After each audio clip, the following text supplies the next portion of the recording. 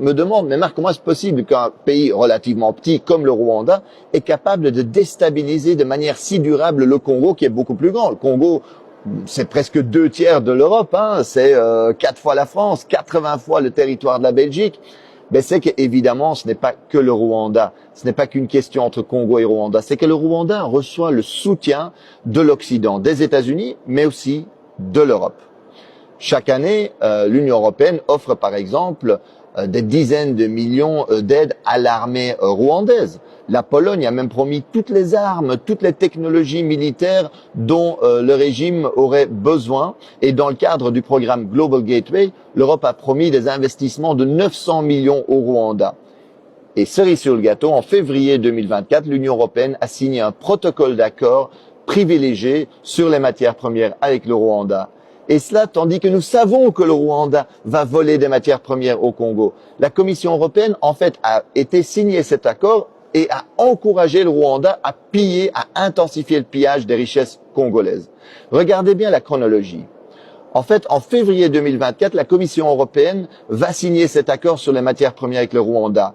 Et à peine 2 mois plus tard, en avril 2024, le M23 occupe la localité de Rubaya, qui représente 15% de la production mondiale de coltan, minerai stratégique. Chaque mois, aujourd'hui, 150 tonnes de coltan passent de là-bas vers le Rwanda, dans les mains, sans doute, de multinationales. Le vol et le pillage, c'est ça l'impérialisme concrètement aujourd'hui. Et d'ailleurs, il y en a qui rêvent d'occuper durablement l'Est du Congo en coupant le Congo en petits bouts. C'est ce qu'on appelle communément la balkanisation, pour mieux voler les richesses et les ressources du Congo au profit des multinationales occidentales. Dans le Financial Times, l'expert Jason Stearns est clair. Cette guerre pourrait se terminer relativement rapidement. Il rappelle qu'en 2012, en fait, le M23 avait été battu.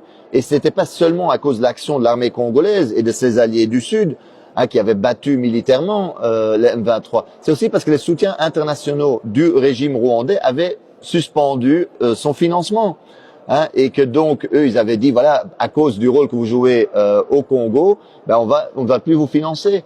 Barack Obama avait appelé Kagame pour lui dire d'arrêter le M23. En d'autres mots, si l'Occident aujourd'hui ne sponsorisait pas cette guerre, elle pourrait prendre fin très rapidement et on aurait pu éviter déjà beaucoup de ces morts, beaucoup de ces victimes innocentes aujourd'hui en Congo. L'impérialisme aujourd'hui, le vrai visage de la politique étrangère et commerciale européenne en Afrique, c'est ça. Et quand la Russie envahit l'Ukraine, l'Union européenne parle du droit international, à juste titre. Mais quand son allié rwandais vise la souveraineté congolaise, commet des massacres, elle soutient. Comme quand Israël occupe la Palestine, le Liban, la Syrie, l'Union européenne se range du côté de l'agresseur. Alors aujourd'hui, faisons pression sur les dirigeants européens, parce que ce n'est pas acceptable que l'Europe joue ce rôle-là.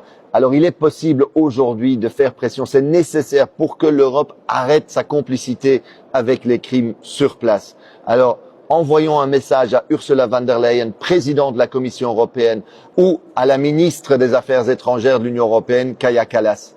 Envoyez-leur un message par les réseaux sociaux, envoyez-leur cette vidéo-ci. Et en plus, mobilisez-vous dans la rue, parce qu'il faut mettre la pression.